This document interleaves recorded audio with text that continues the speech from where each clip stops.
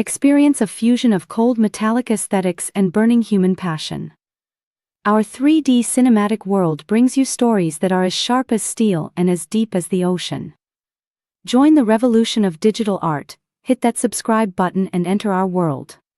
The morning of my 32nd wedding anniversary, I stood in our kitchen making coffee the same way I had every morning for 3 decades, 2 scoops of dark roast, a splash of oat milk, the small blue mug my mother gave me when I first moved out. I remember thinking the light looked different that morning, softer somehow, like the house was holding its breath. My husband walked in wearing his good jacket, the one he only wore to important meetings. I asked if he had something at the office. He said yes. He didn't look at me. I should have known then, but I'd spent 32 years not knowing things that were right in front of me, so I poured his coffee into the wrong mug and went upstairs to get dressed. My name is Lydia. I'm 47 years old, and by the time this story ends, I will have lost everything I spent my entire adult life building, and found out that losing it was the only way I was ever going to be free. I grew up in a small town in Ohio, the kind of place where everyone knows your family's business before your family does. My father ran a small manufacturing company, custom metal fabrication, nothing glamorous, but it kept us fed, and it kept 43 families employed. He built it from nothing. I watched him do it. I watched him negotiate contracts at the kitchen table, watched him drive to job sites at 5 in the morning in January, watched him shake hands with men twice his size and hold his ground. When I was 22, I met my husband at a trade conference in Chicago. He was charming and smart, and he made me laugh in a way I hadn't laughed in years. By the time I was 24, we were married. By 26, my father had taken him on as a partner in the company. By 30, my father was sick and my husband was running most of the day-to-day operations, and I was running the accounts, and we were building something that felt, from the inside, like a real life. When my father died, he left the company to me. Wholly and entirely to me. It was in the will, it was in the trust documents, it was in the letter he left in the lockbox at the bank that I didn't open until 6 months after the funeral, because I couldn't bring myself to read his handwriting. He wrote, "Lydia, this is yours. You earned it more than you know. Be careful who you trust." I folded the letter and put it back in the envelope and thought about how fathers always say things like that. Be careful. As if loving people carefully is something anyone actually knows how to do.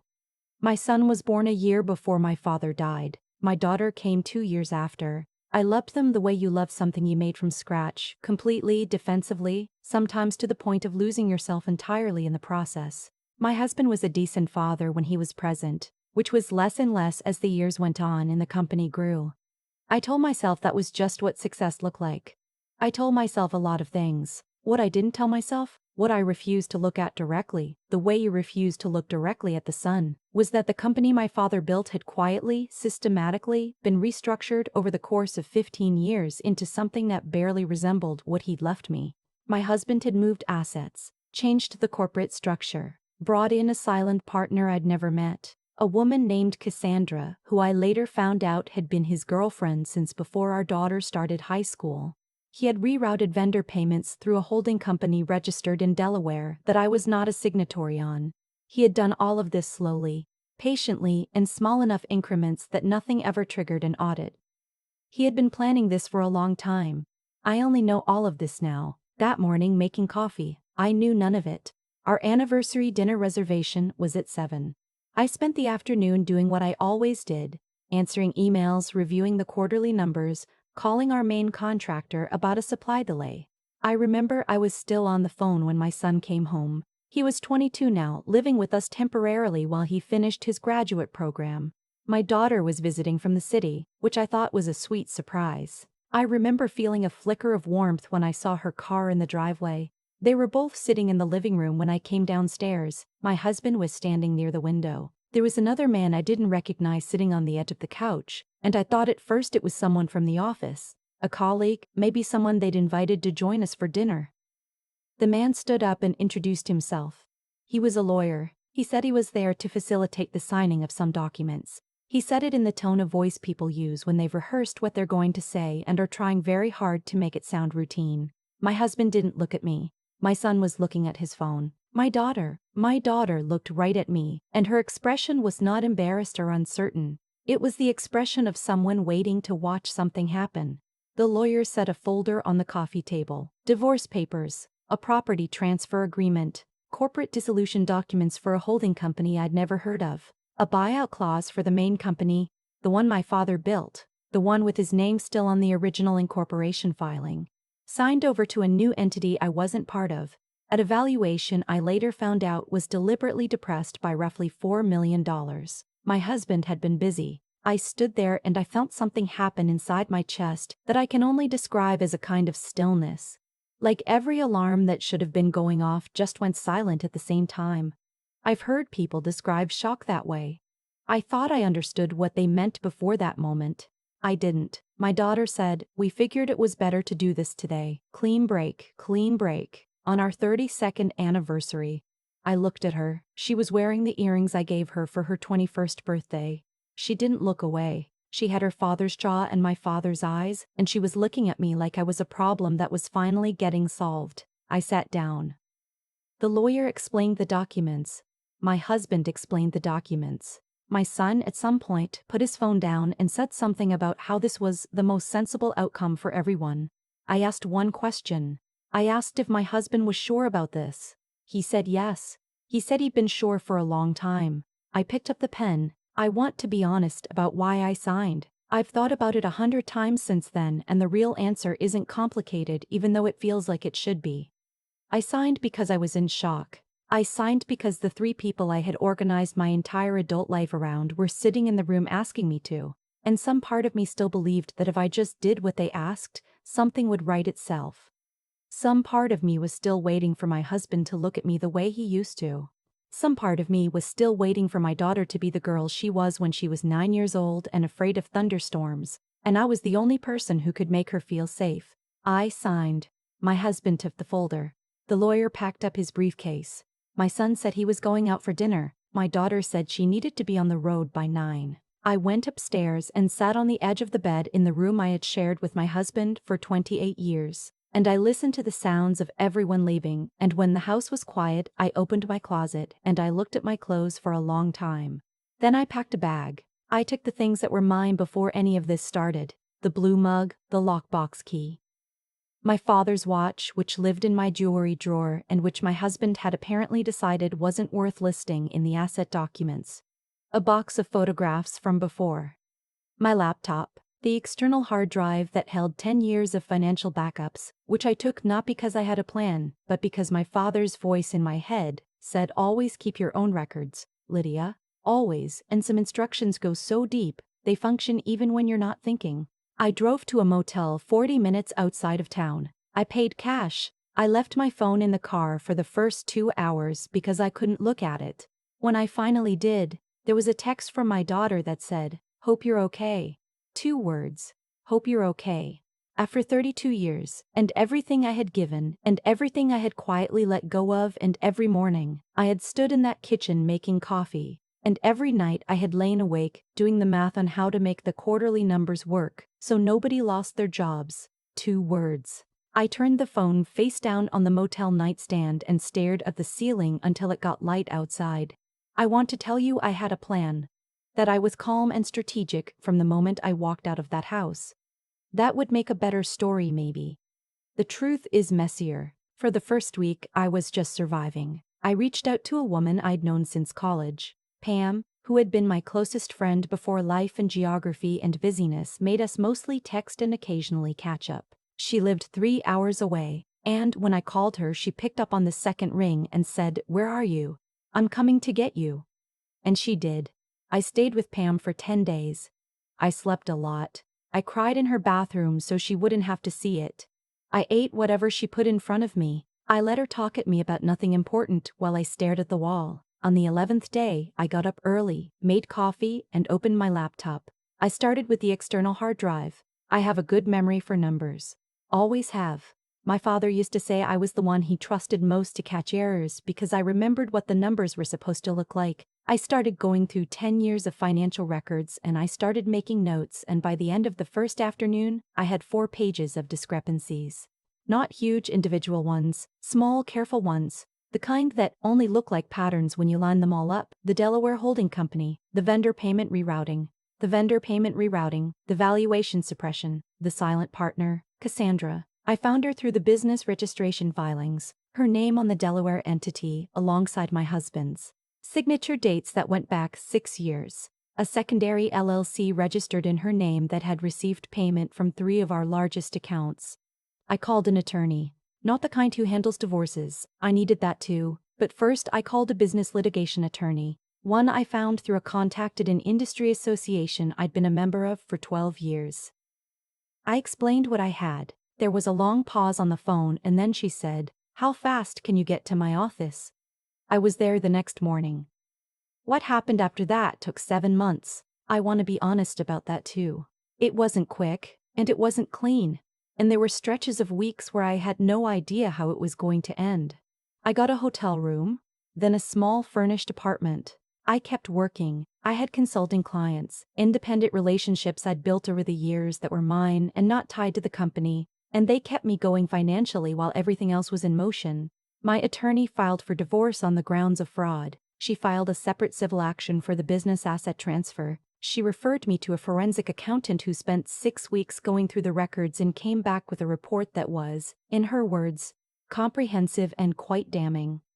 What we found: my husband and Cassandra had been systematically diverting revenue for 5 years. The valuation used to deprive me of the company was based on numbers that had been manipulated. The Delaware entity had received transfers totaling just over $2 million that should have flowed to the main company. There were also wire transfers to an account in a name I didn't recognize that the forensic accountant flagged for the SEC. The SEC opened an investigation 11 weeks after we filed.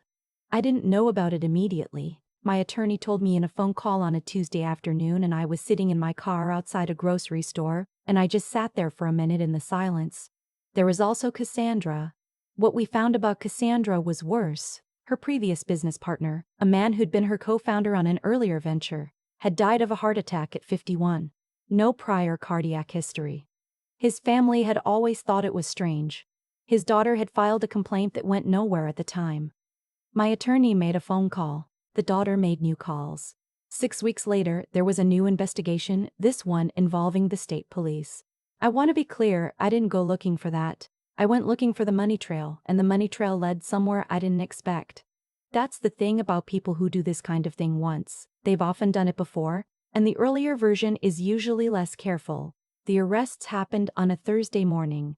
I was in my apartment on a call with a client when my attorney texted, "Turn on the news. My husband was taken from the office." Cassandra was taken from the house, my house, the one I'd signed over, where she had apparently been living since 2 weeks after I left. My son was questioned and released. He had known about some of the financial arrangements and had signed off on one document he later claimed he hadn't read carefully. My daughter. My daughter had been more involved than I let myself believe. She had been the one, I later learned, who first suggested to her father that the anniversary would be a clean date. She had helped prepare the documentation. She had been managing a subsidiary account. She was charged. The charges against her were ultimately reduced. I was not consulted about that. I don't know if it was the right outcome or not. I've stopped having opinions about what justice looks like for her specifically because every time I try to form one, I end up somewhere I can't come back from easily. Here's what I did not do. I did not call my husband when the arrests were reported. I did not call my daughter. When my son called me crying, I let it go to voicemail. I listened to the message once. He said he was sorry. He said he hadn't understood what they were really doing. He said he missed me. I put my phone down. My attorney told me that my husband's lawyer had reached out requesting a conversation. I said no. My mother called and said she'd seen the news and she was worried about the family, meaning my husband's family, and was there any way we could work through this quietly? I said no. And I said it kindly. And I hung up. A former colleague from the company called to say he wanted me to know that he'd always thought something was wrong with the numbers and he was sorry he hadn't said anything sooner. I thanked him. I meant it. Pam brought wine and stayed the weekend. We didn't talk about any of it very much. We watched a lot of television and she made her grandmother's soup recipe and I felt, for the first time in a long time, like a person and not a situation.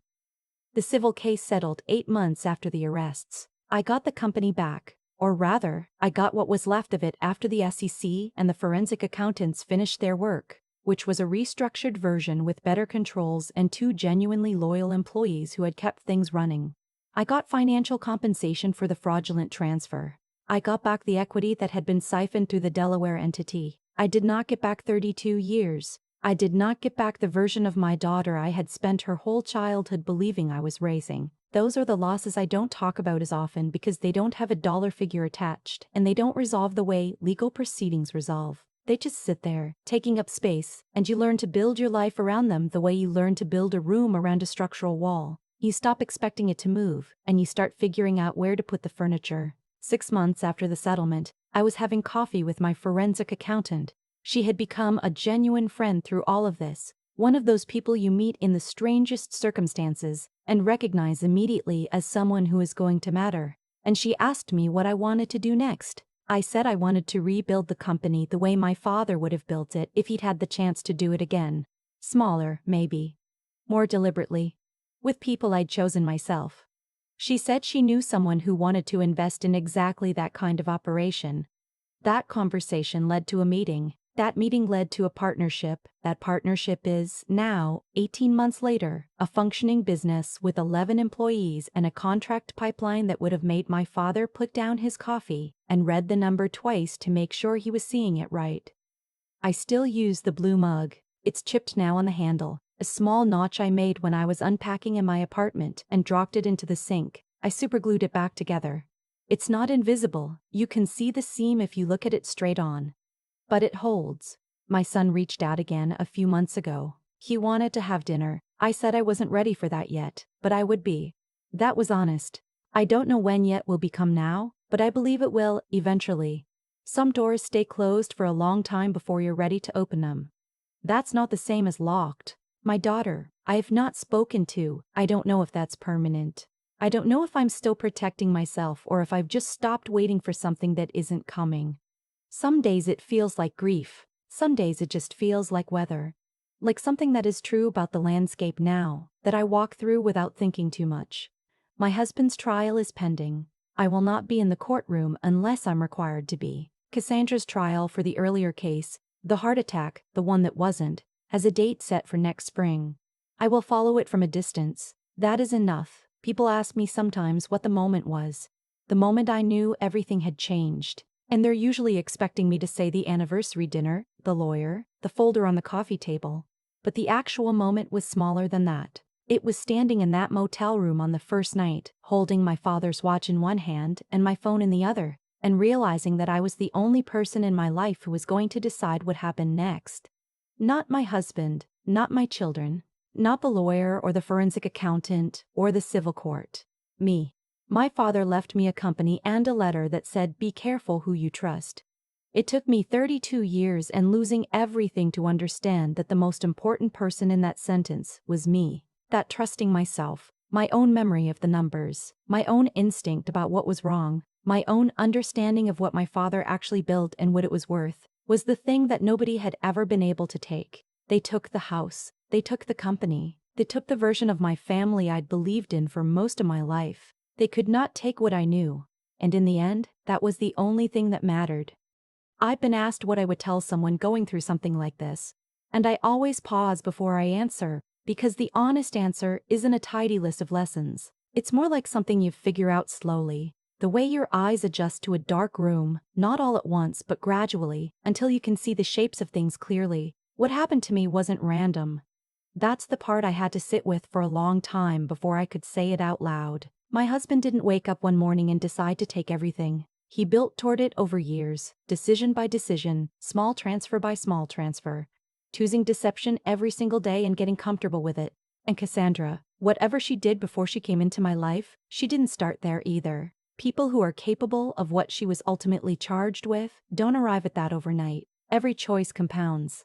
Every time you choose dishonesty over integrity, you become a little more capable of the next dishonest thing. That's not a moral judgment. That's just how it works. The same is true in the other direction. The reason I had those financial backups on that hard drive wasn't because I suspected anything. It was because my father taught me to keep records, and I had done it for 30 years out of habit. The reason I knew the numbers looked wrong was because I had paid attention to them for decades, not because I was smart, but because I had chosen, repeatedly, to do the unglamorous work of understanding what I was responsible for. Intelligence without that kind of discipline is just potential sitting unused. I had to earn what I knew, slowly, over time. And when the moment came where knowing mattered more than anything else, it was there. My daughter had every advantage I could give her: education, stability, a front row seat to watching someone build something real from the ground up. She chose a different path. I don't say that to assign blame. I say it because I had to stop asking myself where I went wrong and start accepting that other people's choices belong to them. You can raise someone with every intention and they still become who they decide to become. That's hard. It stays hard. But confusing their choices with your failure is a trap that will keep you small and stuck and explaining yourself forever. What carried me through wasn't rage. Rage burns fast and leaves you empty. What carried me through was the quiet decision, made in a motel room at 3 a.m. with my father's watch in my hand, to keep going.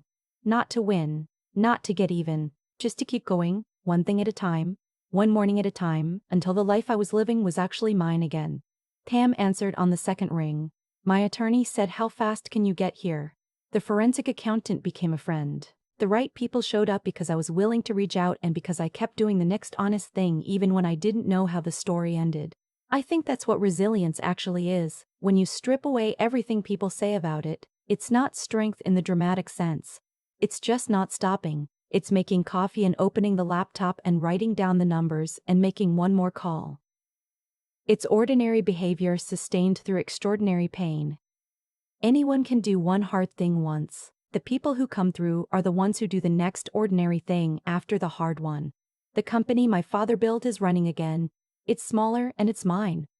That's enough. Some days it's more than enough.